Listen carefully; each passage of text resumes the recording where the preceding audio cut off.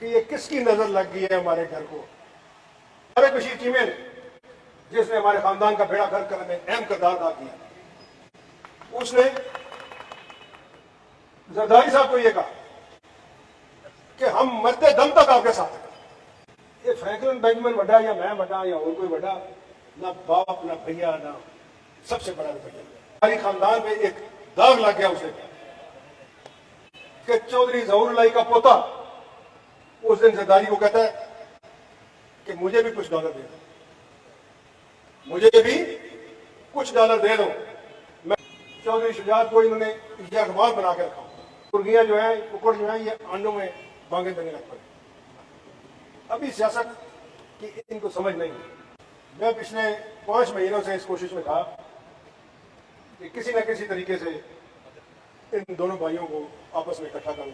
मैं तो आपका पैगाम दे दूंगा, मगर लोग ना अंधे हैं ना बहरे। उनको नजर आता है कि एक भाई के आगे पुलिस लगी हुई है और एक भाई के पीछे पुलिस लगी है। चौधरी शुजात साहब की मैं अपने वालिद की तरह इज्जत करता हूं और करता रहूंगा, मगर एक मौका ऐसा आ गया है, इसमें अपने आप पे शर्मिंदगी भी होती है। रातों को अगर सोचे नगू तो नींद भी नहीं आती कि ये किसकी नजर लग गई है हमारे घर को। जो शहर के हमारे भाई हैं, हमारे बुजुर्ग हैं, मैं उनकी राय जानना चाहता हूं कि ये जो आजकल हमारे घर की सियासत जो खराब हो रही है, उसके बारे में आपकी राय जानना चाहता हूं। मैं पिछले 5 महीनों से इस कोशिश में था कि किसी न किसी तरीके से इन दोनों भाइयों को आपस में इकट्ठा करूं। चौधरी शुजात साहब की मैं अपने वालिद की तरह इज्जत करता हूं और करता रहूंगा, मगर एक मौका ऐसा आ गया है, इस पे अपने आप पे शर्मिंदगी भी होती है। रातों को अगर सोचे लगूं तो नींद भी नहीं आती कि ये किसकी नजर लग गई है हमारे घर को। ये आजकल, मैंने कल भी शायद किसी बंदे को कहा था कि पंजाबी की मिसाल है कि मुर्गियां जो है, कुकड़ जो है, ये अंडों में बांगे देने लग पड़े। अभी सियासत की इनको समझ नहीं। चौधरी शुजात को इन्होंने यरगमाल बना के रखा, सुबह शाम उन बेचारों को इतना परेशान किया हुआ है कि वो भी सारी रात ना सो सकते हैं, ना अपना इजहार ख्याल कर सकते हैं। उम्र के इस हिस्से में जितना उनकी औलाद उनको खराब कर रही है, शायद इतनी खराबी चौधरी शुजात और चौधरी परवेज राय ने अडयाला जेल में जाके भी ना देखी। मगर अब क्या करूं, सच आप सबको भी पता है, कोई बयान करे या ना करे। इंतखाबात इस मुल्क में किसी वक्त भी हो सकते हैं और लोगों ने उस वक्त अंदर जाके पर्ची पर मोहर लगा के किसी पर एतमाद और किसी पर ना एतमाद करने का इजहार करना। तो इससे पहले कि वो वक्त आए, मैं चाहता हूं कि जो मेरा फैसला है वो चौधरी शुजात को आगाह करने से पहले मैं आप लोगों की राय लूं, आप लोगों से मशवरा करूं। मेरी आज सुबह भी चौधरी शुजात साहब से बात हुई और उन्होंने मुझे कहा कि मेरा पैगाम देना गुजरात जाकर कि मैं और परवेज राय इकट्ठे हैं। मैंने कहा मैं तो आपका पैगाम दे दूंगा, मगर लोग ना अंधे हैं ना बहरे। उनको नजर आता है कि एक भाई के आगे पुलिस लगी हुई है और एक भाई के पीछे पुलिस लगी। मैं उनको क्या जवाब दूं? रोज टीवी पे देखते हैं वो एक शहबाज शरीफ के साथ खड़ा है, जिसका गुजरात की सियासत से तल्लुक ही कोई नहीं, और एक जाके FIA से अपनी जमानतें करवा रहा है। ना मैं इस तरह की सियासत अपने खानदान में कभी देखी, ना कभी सुनी। अपने बालक चौधरी ज़फरुल्लाह शहीद से लेकर,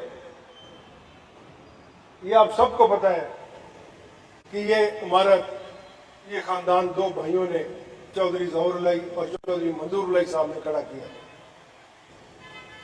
एक भाई ने दूसरे भाई की सपोर्ट की तो फिर ही चौधरी ज़फरुल्लाह का नाम आगे बढ़ा। अगर ये दोनों शुरू में ही लड़ पड़ते तो आज यहां पर ना हमारे खानदान से किसी ने MNA बनना था, ना किसी ने MBA बनना था। आज अगर अल्लाह ताला ने फजल किया हुआ है तो पंजाबी जो कहते हैं कि जर के खाओ।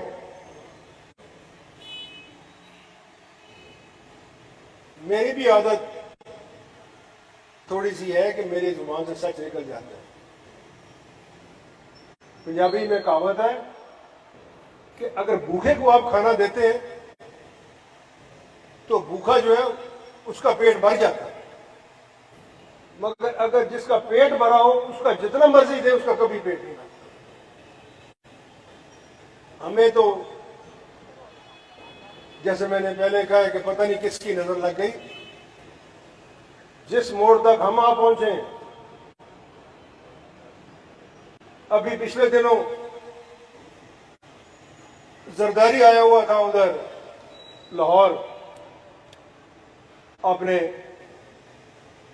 एक वजीर के घर, जो मांगी तांगी सीट पर इलेक्शन लड़के बना हुआ है, जिसको चौधरी परवेज इलाही ने अपनी सीट खाली करके MNA बनवाया था। उसके घर जाके वो जब भी देखता है कि चौधरी साहब थोड़ा सा अपने खानदान की तरफ वापस जाने लगे तो कभी शहबाज शरीफ चला जाता है, कभी जरदारी चला जाता है, कभी मौलाना फजल रहमान चला जाता है। इन्होंने बारियां लगाई हुई हैं। ये समझते हम बेवकूफ हैं, हम सारी शरारतें इनकी जानते हैं। वहां आकर ये बात याद रखें, ये प्रेस वाले भी सुन रहे हैं, अगर मैं गलत कहूं तो जहां से मर्जी इस बात की तस्दीक करवा लें कि वहां तारिक बशीर चीमे ने, जिसने हमारे खानदान का बेड़ा गर्क करने में अहम किरदार अदा किया, उसने जरदारी साहब को यह कहा कि हम मरते दम तक आपके साथ हैं। चौधरी शुजात की मौजूदगी में उसने कहा मैं और साले का मरते दम तक आपके साथ। अगर ये मरते दम तक उनके साथ रहने का इरादा रखते हैं तो हमारा तो कोई इरादा नहीं। ये अल्लाह ताला को पता है कि पहले किसने मर जाना है। मगर दूसरी बात जो वहां पे हैरान कौन हुई, मैं समझता हूं कि ये हमारी खानदान पे एक दाग लग गया उससे कि चौधरी ज़फरुल्लाह का पोता उस दिन जरदारी को कहता है कि मुझे भी कुछ डॉलर दे दो, मुझे भी कुछ डॉलर दे दो, मैंने फलां फलां बंदे से पैसे लेने हैं, तो मुझे उससे मांगने की एक तरीका होता है। तो आगे जो जवाब जरदारी ने दिया वो भी कमाल का था। उन्हें क्या, तू फिक्र ना कर, पंजाबी तू फिक्र ना कर, तेनू भी डॉलर पहुंच जाए। तो साहब असगर साहब तुम सुनते हो पे कि जरदारी आख्या तेनू भी डॉलर पहुंच जाए। ਹੁਣ दसो और डॉलर की फोटो छपी है फ्रैंकलिन बेंजामिन की। ये फ्रैंकलिन बेंजामिन वड्डा या मैं वड्डा या और कोई वड्डा, ना बाप ना भैया ना सबसे बड़ा रुपया। ये हमारे खानदान पे पहली दफा हुआ है कि हमें इस लानत का सामना करना पड़ा है जरदारी जितने पैसे बांटता फिरते इतने तो चौधरी शुजात खैरात में पैसे दे दिया करता। ये बेटे किस बात के हैं? आज अगर वो मजबूर है, चल नहीं सकता, बीमारी की खातर कुव्वत फैसला नहीं है, तो जरा तारीख की पुरानी किताबें उठा के देखो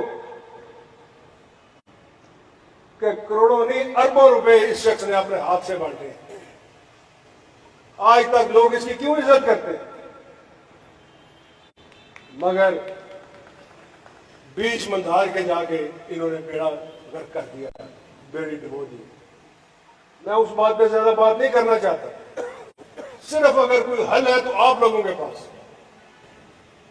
मैं तो इनके पांव भी पड़ा हूं, रो के भी इनसे अर्ज की है। अब आपकी बारी है, आप मुझे मशवरा दें, मैं इनसे बात करता हूं। आप भी जाके कोशिश करके देखें, कोई तरीका ऐसा अख्तियार करें कि ये खानदान एक नहज पे चल सके। हुसैन लाई ने जो बातें की हैं, इसकी मजबूरी है कि ये कभी भी नून लीग के साथ नहीं चल सकता, क्योंकि इसके मुखालिफ वहां मौजूद है। यहां शहर में हम नून लीग के साथ नहीं चल सकते। इधर कुछ लोगों को, इन कुकड़ों को जल्दी जल्दी अंदाजा हो गया कि जी डीसी को काम करा लिए तो फलाने को काम करा लिए तो काम चल जाता। इतने नहीं काम चलता। सियासत में चौधरी असगर को पता है कि हमने बदल बदल के इधर उम्मीदवार सूबाई असेंबली के हम लेके आए। कभी अराई बिरादरी से ले आए, कभी कहां से ले आए, मगर कामयाबी उस वक्त हासिल हुई जिस दिन हमने इमरान मसूद को यहां से एमपीए का कैंडिडेट बनाया। आज भी यहां गुजरात शहर से हमारा उम्मीदवार इमरान मसूद ही है। ये लोगों की खुशफहमी है।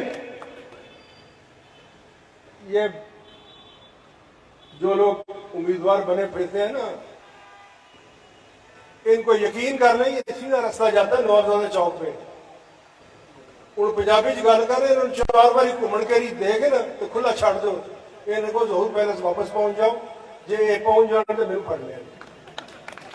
इन्हों को गुजरात नाल इन्हों की वाकफियत है। बहरहाल अंदर खाने का भी इंतजाम है, तुम सारे खाना खा के भी जाना है तो मैनू अपने मशवरा भी दे के जाना है। मैं अंदर बैठ के थोड़ा इंतजार करांगा। मैनू भावें रात के 2 बज जाए, मैं इत्थे ही बैठे हैं, क्योंकि मैं तुहाड़ियां गल्लां जाके चौधरी शुजात नूं सुनाणियां ने। बहुत शुक्रिया। उत्थे करांगे आज शहर की गल है। बस मैं तमाम हज़रात का शुक्रिया अदा करना और फिर एक बार तुहानूं कहांगा कि जान तो पहला मैनूं मिल के जरूर जाए जाए, मैनूं मशवरा दे के जाए जाए, क्योंकि यही तुहाड़ियां गल्लां मैं जाके चौधरी शुजात साहब नाल करना।